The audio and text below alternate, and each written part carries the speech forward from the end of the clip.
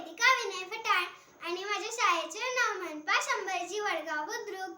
माझ्या गोष्टीचे नाव वासाची किंमत. कुंदापूर जवळच्या उमराच्या वाडीत शिवानी राहायची. 8-9 वर्षांची शिवानी होती भारी चतुर. घर, शेत, बाजार येथील मुले माणसे तिच्यावर खुश असायचे. रविवारी कुंदापूरचा आठवडी बाजार असायचा. भाजी विकायला शिवानीचे आई बाबा जायचे. सुट्टीमुळे शिवानीही सोबत जायची. शिवानी आई बाबांना हिशोबात मदत करायची आणि मधून ती बाजारात चक्करही मारायची. भेळ किंवा भजी खाणे हा तिचा आवडता उद्योग. एका रविवारी अशीच फिरत ती एका मिठाईच्या दुकानापाशी आली. ती मिठाई पाहत सहज उभी होती. हलवाई तिच्याकडे पाहतच होता. तो गल्ल्यावरून उठून तिच्याजवळ आला.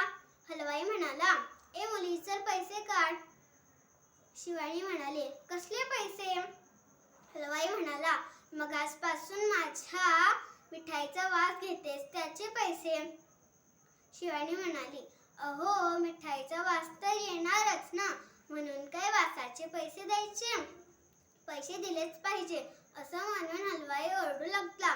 बघता बघता बग्ग्याची गर्दी जमली. शिवानी म्हणाली, "काय माणूस आहे हा? नेहमी असंच काहीतरी विचित्र वागतो. वासाचे पैसे खुळाच दिसतोय." तेव्हा शिवानीला काहीतरी सुचले. ती म्हणाली, "ठीक आहे, थांबा, मी पैसे घेऊन येते." ती गर्दीतून वाट काढत आपल्या आई बाबांकडे निघाली. ती जोरात ओरडली, "आई, चिल्लर पैशांची थैली दे ग." शिवानीची आई म्हणाली, "का ग, काय झालं, कशाला पाहिजे?" शिवानी म्हणाली, "अगं, ती एक गंमतच आहे, चल तू पण." शिवानी आणि तिची आई दोघी मिळून हलवाईच्या दुकानापाशी निघाल्या. गर्दी तशीच होती. वाट काढत त्या हलवाईपाशी आल्या. शिवानीने तिच्या हातातली चिल्लर पैशांची पिशवी वाजवली.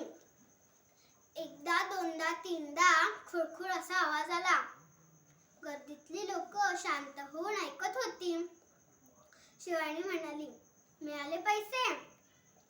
हलवाई म्हणाला, "कुठले पैसे? कुठं मिळाले?" शिवानी म्हणाली, "अहो, मी तुमच्याकडून काय घेतलं? मिठाईचा वास." "बरोबर, मिठाईचा वास, मग त्याची किंमत काय असणार?" "पैशांचा आवाज, बरोबर की नाही?" गर्दीतले लोक म्हणाले, "बरोबर." शिवानी मात्र आता हलवाईचा चेहरा बघण्यासारखा झाला. शिवानी मात्र एकटी आपल्या आईसोबत निघाली. तात्पर्य, लोभीपणा करू नये.